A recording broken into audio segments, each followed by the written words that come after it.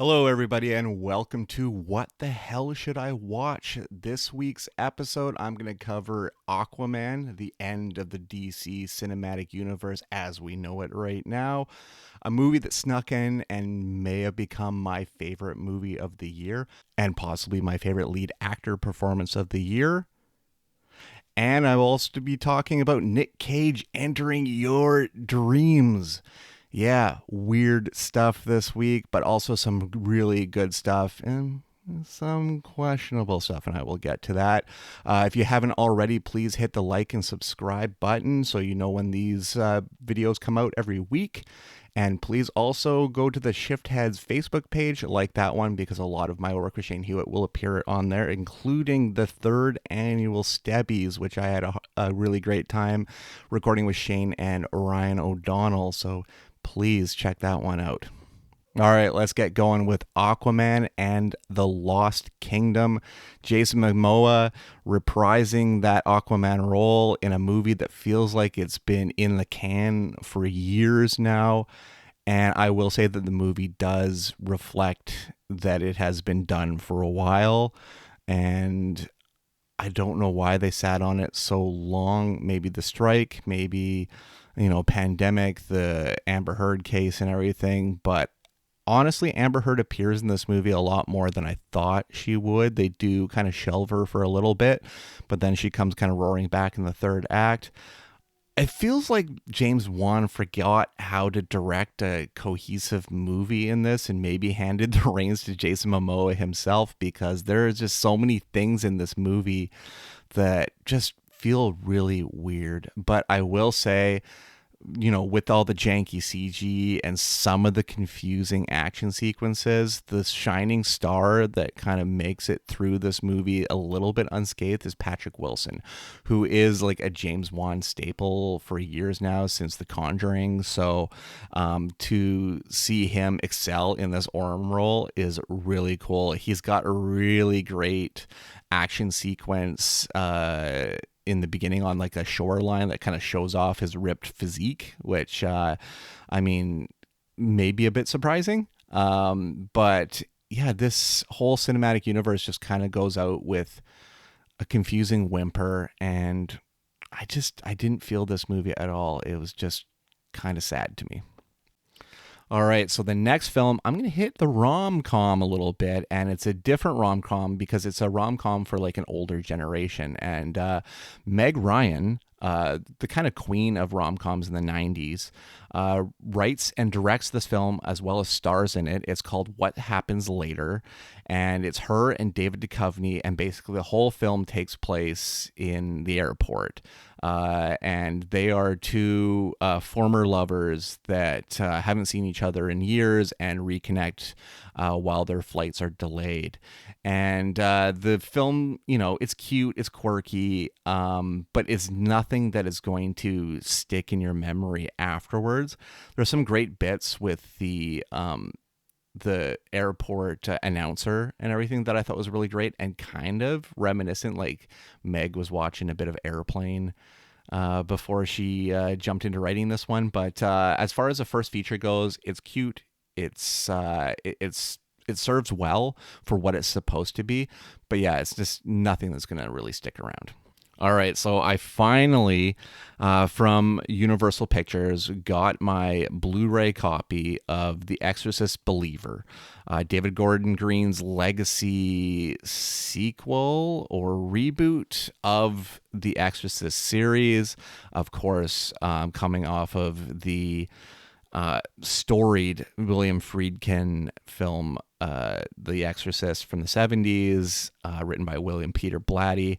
Sadly, in the year 2023, William Friedkin passed away, though I have very good feeling that he had no interest in this film whatsoever. And so the legacy that David Gordon Green is trying to push off, celebrate Friedkin doesn't really come through in this film. This film is an absolute mess. It's not scary at all. There's a couple imagery scenes that I thought were kind of creepy, but nothing to hold a candle to the original film. And the direction the third act of this film, I don't want to get into spoiler territory at all, but it just dulls everybody in that room. Like Leslie Odom Jr. is a great actor, completely dulled in this movie. I did not feel him at all, especially into this ridiculous third act. And then Ann Dowd, I love Ann Dowd so much, but in this film she is just floundering, and I think it's all due to this script by David Gordon Green, and they're projecting this to be a trilogy. I really don't see it. And as far as how they treat the legacy, there is a scene with Ellen Burstyn in this film that kind of sets up the rest of her character's trajectory for the whole film that I felt was so awful and mean-spirited and a complete shelving and dismissive nature of the character, and I hated it. I feel like as soon as this scene happened in the film, and people that have seen this film probably know exactly what I'm talking about, as soon as it happens, I was pretty much out. So I downright hated this film. So let's get to something a little bit more upbeat as far as my feelings on it. And we're going to talk about Maestro. This is Bradley Cooper's film that he wrote, directed, and starred in, and I don't know, subsequently lost 5 years on his life to try to put this film together and be believable on screen, because he plays legendary composer Leonard Bernstein. And I mean, you can really feel with the way the film moves, the way that Bradley performs in it, that he is gunning for that biopic Oscar like nobody's business. Sadly, in a year where there's stronger films out there, but this isn't to say that Maestro is not a good film. It is one of the better films of the year, especially a fantastic biopic. He's phenomenal. Carey Mulligan is really, really great in this film as well. And the cinematographer by Matty Libatique is just exquisite. There's a panning crane shot that kind of zooms through in the beginning of the film, and I was like in for the ride as soon as I saw this shot. And there is a prestige to how Cooper made this film, but I'm sorry to say it's not it. It's for what we know, like as a public, what his final goal is. He's not going to hit it, and I'm scared to see what lengths he will go through to finally earn that Oscar, but there's just other better films out there right now. So great film, a really good watch. I recommend it, especially if you have Netflix. I mean, it's easy to find right now. It's not going to be off the beaten path for you. And yeah, I dug it, but it's not going to get the goal that Bradley Cooper wants. All right, speaking of Netflix, you knew I was going to have to talk about this because I did watch it on the day that it was released because Netflix would not give me the advanced screener for it. And after watching it, I can kind of see why, because I watched Zack Snyder's Rebel Moon Part 1. And I can honestly say that I'm not really that hurried to see Part 2 when it hits in May, or the proposed Snyder cut of Part 1, which begs the question, why can't you release your film that you want to release immediately, especially when you're working with Netflix, who's kind of giving you carte blanche to do whatever you want? Like, give us the full cut and stop hiding behind a theatrical cut that you don't think is adequate enough and that you have a better one in the chamber. Like, this doesn't make sense. But to that being said, is this Snyder cut better than what I watched? Because what I watched feels contrived, unoriginal, derivative of so many other things I've seen. Like, I can see every single one of Zack Snyder's influence as you're watching this. And again, largely slow motion based. At the same time, this movie looks a lot better than Army of the Dead, or, in my opinion, Zack Snyder's Justice League. I mean, this has got kind of going back to the good cinematography that we got in like Watchmen era. Like I dig a lot of what he was doing visually, but the story just does not work. The characters are flat and two-dimensional, and I really don't give a shit about anybody in it. And I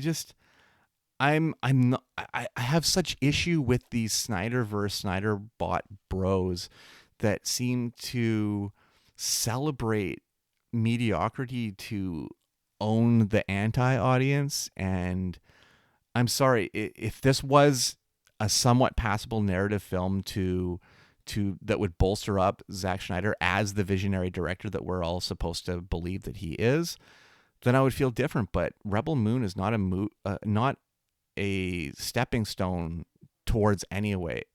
It's mid, and it is just another flat tone in Zack Snyder's post 2010 career, I would say. So yeah, I did not like this movie either.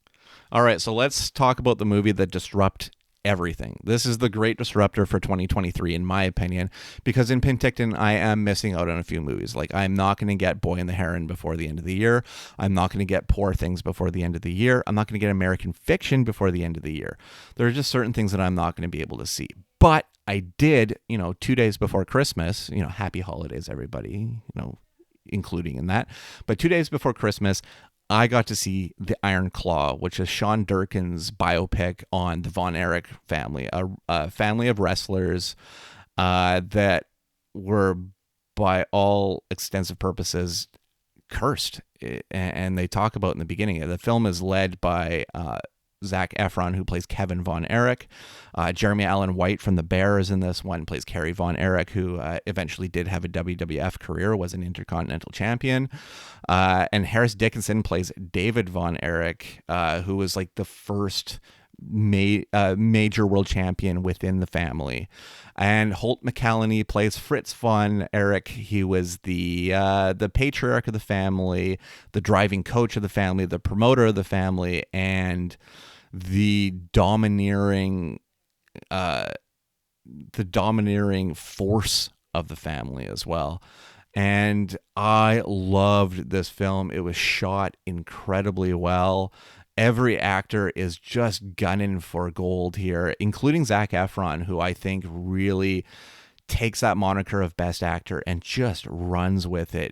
It's such a chameleon performance. We haven't seen Zac Efron like this, and the soul that he gives to Kevin is beautiful. I will also say that Holt McCallany has to be in the consideration for best supporting actor. He is just such a force of nature in this film. And I mean, the way he pits his own kids against each other and has like a ranking system for them, like it's crazy. I would also give a shout out to Lily James, who plays the love interest for Kevin Von Erich, Pam, who are still married to this day, and Maura Tierney, an actress who I've loved for a long time, like even going back to and before News Radio.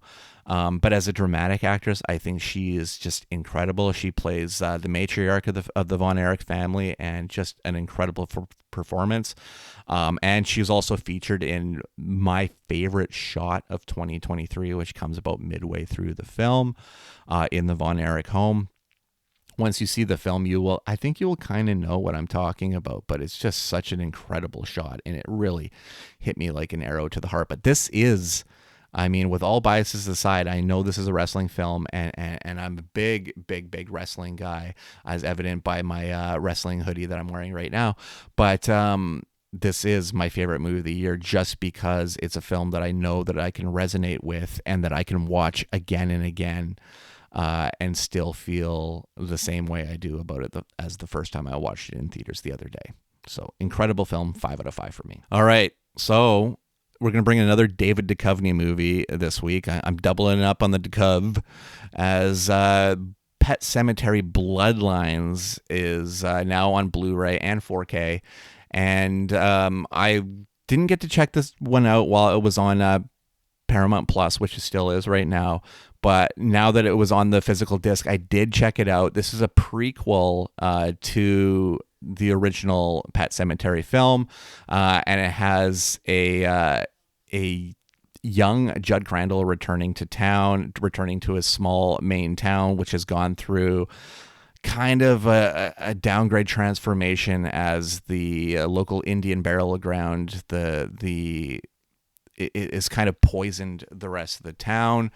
And I don't know. I really dig this movie, not in like a huge way, but it did its job in entertaining me and giving an interesting little tidbit before the ultimate evil that would claim Judd in Pet Sematary. It has some really interesting gore to it, some good jump scares to it. Basically, if you're a horror person, you're going to want to check it out just to be a completionist on this story. I don't think it's anything that you're going to need to knock anything out of the way to get it in before the end of the year for viewing, but still a solid film. So I enjoyed it. And Lindsay Anderson Beer, who directed the film, I'm interested to see what she's going to do next. All right, so let's get to one of my favorite subjects, and that's Nicolas Cage. Because I am going to have probably a couple on the next video, hopefully, to review for Nicolas Cage as well. But one of them, and a big movie for me in 2023, the one that I wanted to see before the end of the year, was Dream Scenario.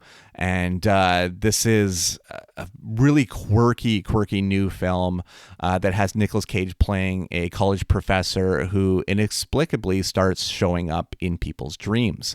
And it's not in like a scary way. It is in a way that he just kind of shows up and does nothing. He doesn't do anything to help the main person in their nightmare or facilitate somebody's dream at all. He is just there in the most mundane way possible. And that's part of the greatness that kicks off this movie, is how mundane that it is made to make you feel, that this character is made to feel. And he, as a character, almost feels stunted in life, that he was meant to do more, but others contrived to get into his way, steal his work, and whatnot. And it's an interesting push to this character as the character kind of blooms in good and bad ways. This film loves to revel in a lampooning of cancel culture and that sense, and I thought that was really interesting. Beyond Nicolas Cage, Julianne Nicholson is in this one, plays his wife, and I love her. She is like an indie queen in my personal opinion. Like, I just absolutely adore how she the kind of edge that she brings to her characters, and the way that she plays a believable partner to Nicolas Cage's character of Paul, I really dug in this film.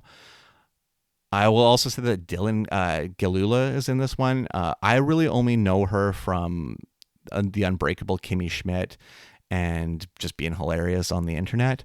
But she's really good in this one. She plays the assistant to a company that becomes a PR company that becomes very interested in Paul's abilities to show up in other people's dreams.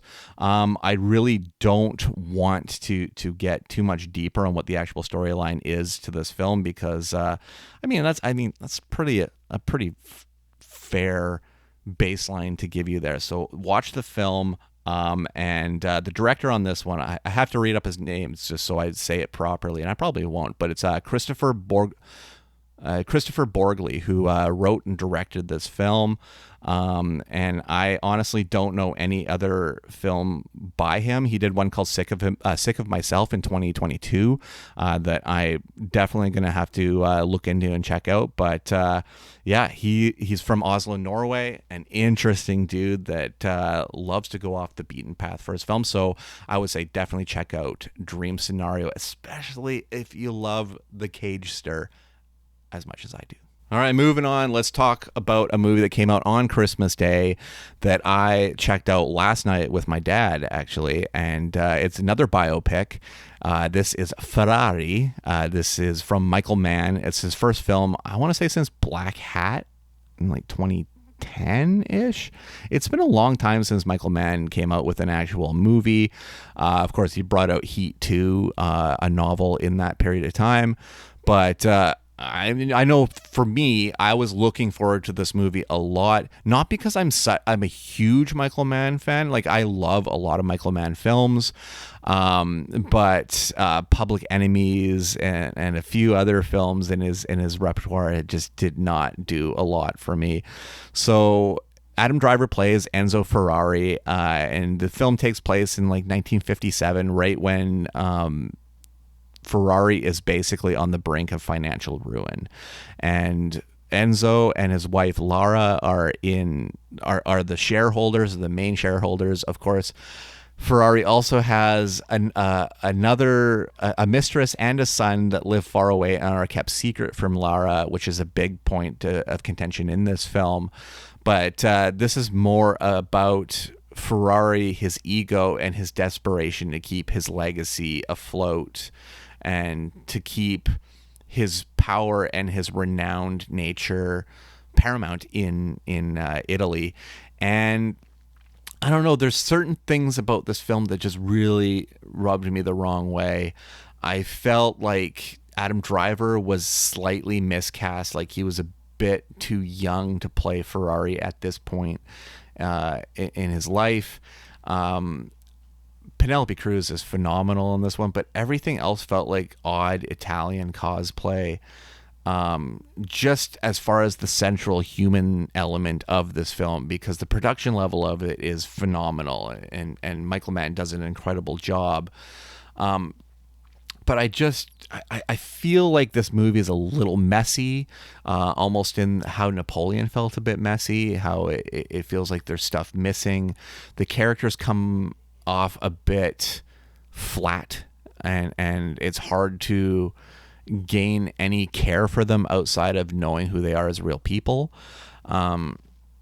But I feel like this has been an issue for Michael Mann for going on a couple decades now, is character development and character depth are really something that escape him. I mean, it happened in Miami Vice, it happened in Black Hat, and it happens here again, and it really kind of takes you out of the story. And also the sound felt quiet in some parts and too loud in other parts, and I don't know if that was theater mix or the actual sound mixing of the film, but it was super noticeable. So I wanted to love this film a lot more than I did, but I just kind of landed halfway. 2.5 out of 5 is kind of where I land on this one. All right, let's get into some television, and we're going to talk quickly Disney Plus television stuff that was sent to me early. These first two films, they're, based on existing IPs. The first one is Percy Jackson and the Olympians. This is a retake of those movies that we saw with Logan Lerman, kind of the early 2010s. And now we got Walker Scobell playing this role now. And what I know him from is he was in a Paramount Plus film with Owen Wilson called Secret Headquarters, but he was the young Ryan Reynolds in The Adam Project, which is a film that Reynolds did with Sean Levy that I really kind of enjoyed. It showed up on Netflix and kind of did a middling job there, but I really dug it. But I'm a Ryan Reynolds mark, and I think Walker Scobell, if I can keep calling him Walter, he'll hear this and then I'll get sued. But his name's Walker Scobell, and he's got a lot of charisma and at such a young age. So I think he has a bright future ahead of him. And if Percy Jackson continues to be as good as a show as it has been so far, because it is really well done, the special effects are great, the scripting is there. I love the cast. Jason Mantzoukas is in this one, former WWE superstar and current AEW superstar. Adam Copeland is in this one. People may know him as Edge. There's just like a lot going for the show, and I'm digging it so far. So I'd love to see season 2 because there's so much source material to make of this movie. So I'm hoping that they keep doing it. The next one is What If Season 2. This is a Marvel Cinematic Universe centric show. It's animated. It's animated and led by The Watcher, who is voiced by Jeffrey Wright, who is kind of the perfect voice to do The Watcher. But I've seen all of season 2. I really dig it. It does have implications within the Marvel Cinematic Universe, brings a lot of the actors back to voice them. I mean, we got Haley Atwell is doing the Captain Carter stuff. Chris Hemsworth is in there doing Thor. We have Mark Ruffalo doing the Hulk. No Robert Downey Jr., no Chris Evans, and no Scarlett Johansson. Lake Bell steps in for Scarlett Johansson to do the Natasha Romanoff Black Widow stuff, but Rachel Weisz returns in an episode. Like, there's a bunch of outlier Marvel characters and actors that make appearances in this, and it's a lot of fun. Plus, they introduce some new characters, including an indigenous character that I thought was fascinating, and especially dealing with that kind of mythos and everything.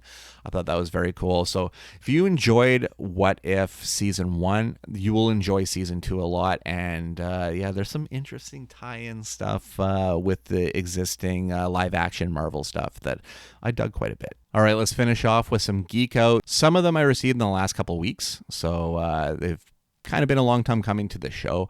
The first one is on 4K. It is called Le Mépris, otherwise known as Contempt.